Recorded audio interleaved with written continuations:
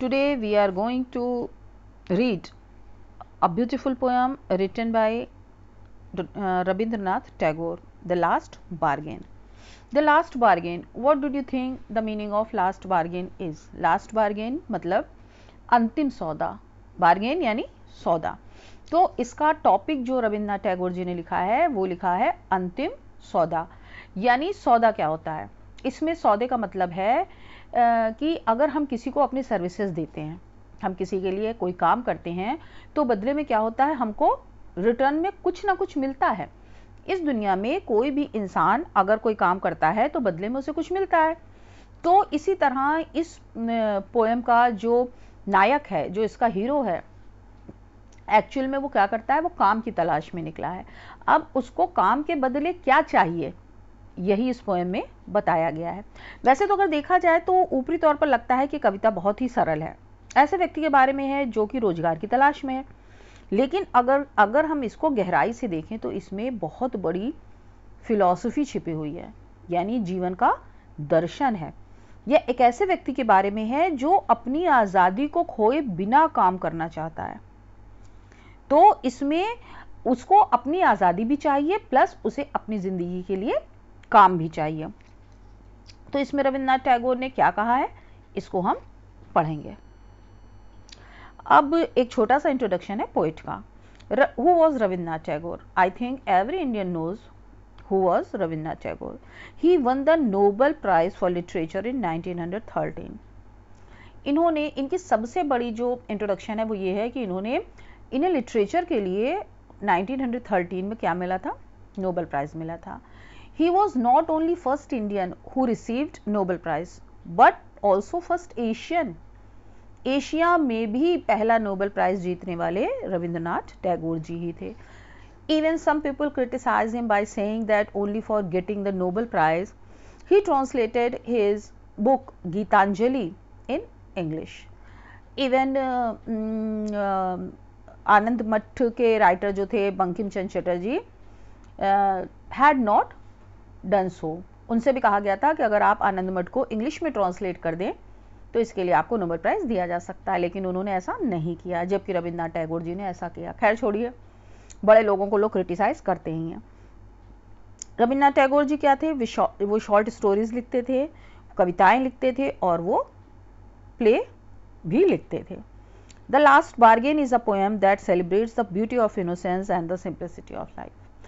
इस कविता में उन्होंने क्या बताया है, उन्होंने इनोसेंस, मासूमियत को सबसे ज़्यादा खूबसूरत, ज़िंदगी में क्या, किस चीज़ को बताया, मासूमियत को बताया, और ज़िंदगी की सिंप्लिसिटी पर जोर दिया है कि लाइफ को बहुत ज़्यादा क्रिटिकल बनाकर नहीं जीना चाहिए, सिंपल वे में जीना चाहिए और इनोसेंट वे में जीना चाहिए. Now we will discuss that what is the theme of the poem.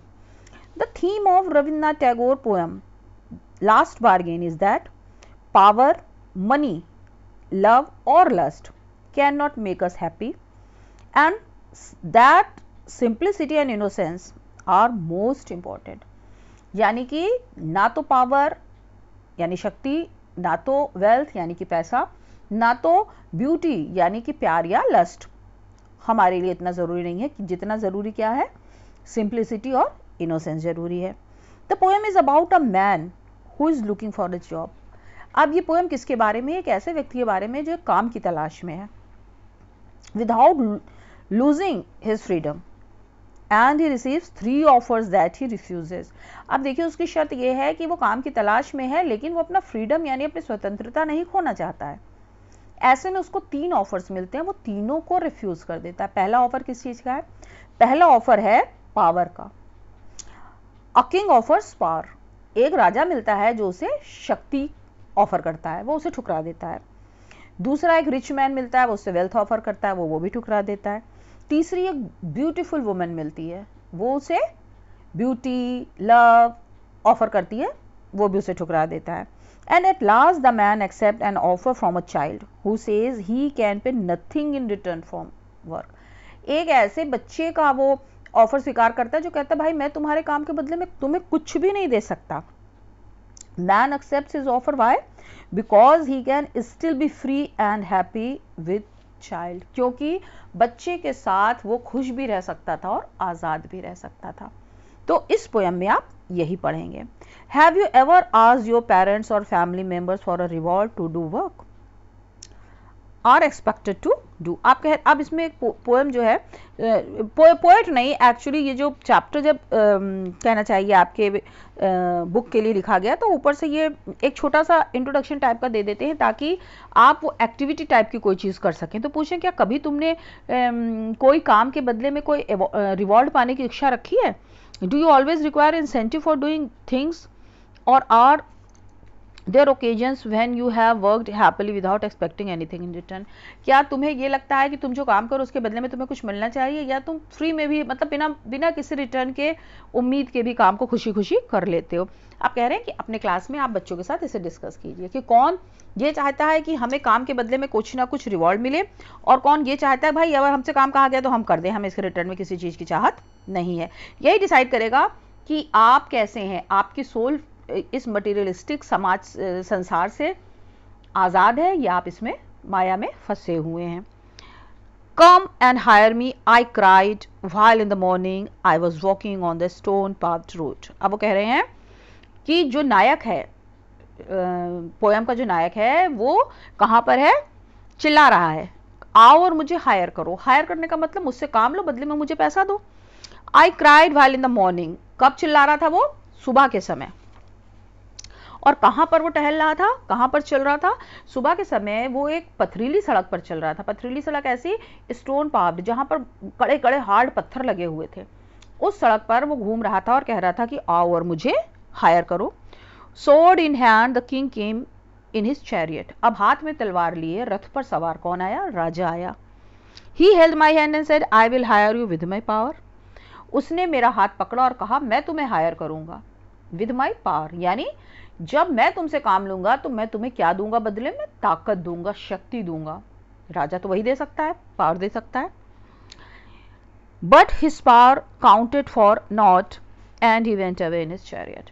लेकिन उसकी जो पावर थी, जो शक्ति थी, जो वो इसे देना चाहता था बदले में, वो जो नायक है, कविता का जो नायक है, उसके कोई मायने नहीं रखती थी। That was nothing. नॉट माने नथिंग, कोई मायने नहीं थी उसके लिए। तो क्या हुआ?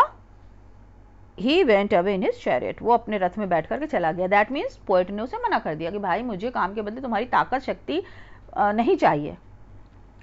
In the heat of the mid day the houses stood with shut doors. उसके बाद क्या होता है? पहले सुबह का दृश्य दिखाया, अब दोपहर का सीन है। दोपहर मिड डे है, यानी दिन का समय है, और सारे घर कैसे हैं? दरवाजे बंद हैं। दैट मीन्स काफ़ी गर्मी है। I wandered along the crooked lane. अब क्रूक्ड लेन का क्या मतलब होता है? क्रूक्ड, टेढ़ी मेढ़ी घुमावदार सड़कें। अब वो वॉन्डर्ड यानी कि घूम रहा है, टहल रहा है, फिर रहा है। वॉन्डर्ड का मतलब होता है इधर उधर घूमना फिरना, टहलना बिना मकसद। मतलब एक तो हम सड़क पर चल रहे होते हैं कहीं पहुंचने के लिए, एक हम सड़क पर निरर्थक चल रहे होते हैं, यानी फिरना, इधर उधर फिरना जिसको कहते हैं। क्या फिर रहे हो बिना मतलब? तो वॉन्डर्ड मतलब होता है फिरना। एक वॉन्डर्ड होता है, एक ये, लेकिन ये वॉन्डर्ड है। वॉन्डर्ड मीन्स फिरना। तो वो सड़कों पर फिर रहा है। An old man came out with his bag of gold. एक आदमी आता है, बूढ़ा आदमी आता है, वो अपना बैग लेके आता है। बैग में क्या है? उसके बैग में सोना है। He pondered and said I will hire you with my money. Pondered यानी उसने कुछ सोचा और इससे कहा कि मैं तुम्हें अपने पैसे के बदले में तुमसे काम लेना चाहता हूँ, मैं तुम्हें हायर करना चाहता हूँ, बदले में क्या दूंगा? पैसा दूंगा। He weighed his coins one by one but I turned away. Weighed यानी तौला। अब वो निकाल करके अपना पैसा वन बाय वन निकाल के तौलने लगता है, लेकिन ये नायक क्या है, जो कविता का नायक है, वो कहाँ चला जाता है? मुड़ जाता है, कहीं दूर चला जाता है। यानी कि इसको भी क्या पैसा, इसको पैसा भी नहीं चाहिए। तीसरा अब सीन जो शुरू होता है वो सीन शाम का। अब सुबह चली गई, दोपहर चली गई, अब जो है सीन शाम का आ गया। It was evening the garden hedge was all flower. अब शाम का समय है। देखिए जनरली जब हम बहुत ही रोमांटिक समय की व्याख्या करते हैं तो रोमांटिक समय के लिए पोएट क्या चीज़ यूज़ करते हैं? शाम का यूज़ करते हैं कि बहुत खूबसूरत शाम थी, सूरज ढल चुका था और चारों तरफ हल्की हल्की रोशनी थी। तो रोमांटिक सीन जहाँ लाते हैं वहाँ शाम का जिक्र करते हैं। तो कह रहे हैं शाम का समय है। द गार्डन हेज, हेज किसको कहते हैं? हेज का मतलब होता है झाड़ियों से बनाई हुई फेंस, यानी कहीं पर बगीचे की चारों तरफ, जनरली ये फेंस कहाँ बनी होती है, बगीचे के चारों तरफ बनी होती है झाड़ियों से वो फेंस। तो झाड़ियों पे जो बगीचे के चारों, बगीचा है, देखो रोमांटिक दिखाने के लिए उन्होंने बगीचा दिखाया, शाम दिखाया, फ्लावर्स दिखाए, और अब क्या है, अब कौन आता है वहां पर, एक वुमेन आती है, एक मेड यानी लड़की, कोई गर्ल या वुमेन। तो शाम का समय है और बगीचे की जो झाड़ियों से बनी हुई फेंस है उस पर चारों तरफ फूल ही फूल हैं। उस समय क्या होता है, the fair made came out and said I will hire you with a smile. Smile यहाँ पर किसको इंडिकेट कर रहा है, स्माइल यहाँ पर symbolise her beauty and love, यानी खूबसूरती और प्यार को दर्शाने के लिए उन्होंने स्माइल का यूज किया है। वो कहते हैं खूबसूरत लड़की आती है, एक खूबसूरत मेड आती है और वो कहती है मैं तुम्हें अपनी स्माइल के बदले हायर करूंगी। Her smile पेल्ड and melted into tears. आप क्या कह रहे हैं, अब इन्होंने ये नहीं बताया कि पोएट ने उसका क्या जवाब दिया, लेकिन वो कह रहे हैं कि उसकी स्माइल पेल हो जाती, पेल मतलब एकदम निस्तेज हो जाती है, एकदम फीकी हो जाती है, और किस में घुल जाती है, आंसुओं में घुल जाती है। इसका सीधा सा मतलब है कि नायक ने उस लड़की की जो प्रेम प्रस्ताव था उसको भी रिफ्यूज कर दिया, तभी तो वो दुखी हो गई। कोई मुस्कुराता हुआ आए और रोता हुआ चला जाए, इसका मतलब कि उसकी जो ऑफर था उसको रिफ्यूज कर दिया गया। And she went back alone into the dark, और वो कहीं अंधेरे में जा करके हो जाती है। इसका मतलब कि अब रात हो जाती है। अब ये यहाँ पर ये सीन खत्म हो जाता है, पूरा एक दिन खत्म हो गया कि वो काम की तलाश में रहा, उसको राजा मिला जिसने पावर देनी चाहे उसने मना कर दिया, उसे एक वेल्दी मैन मिला जिसने गोल्ड देना चाहा उसने मना कर दिया, उसे एक ब्यूटीफुल मेड मिली जो उसे लव देना चाहती थी, स्माइल देना चाहती थी, उसने उसको भी रिफ्यूज कर दिया। अब अगला दिन शुरू होता है। The sun glistened on the sand. Glistened का मतलब होता है चमकीला, यानी ये एक तरह से नदी या समुद्र का किनारा है जहां पर रेत ही रेत बिखरी हुई है और ऊपर चमकीला सूरज चमक रहा है। And the sea waves broke way वार्डली।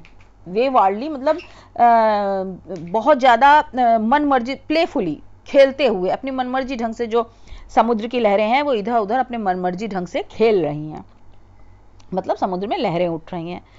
Child sat playing with shells. अब एक बच्चा समुद्र के किनारे किसके साथ खेल रहा है, शेल के साथ खेल रहा है। शेल्स जो होते हैं वो समुद्र में ही मिलते हैं, जनरली बच्चे, छोटे बच्चे वहां पर खेल रहे होते हैं।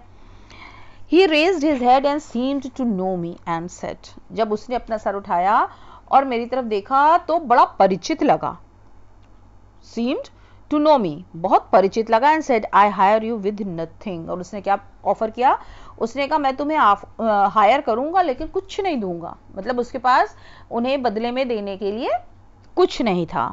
From thenceforward that bargain stuck in child's play made me a free man.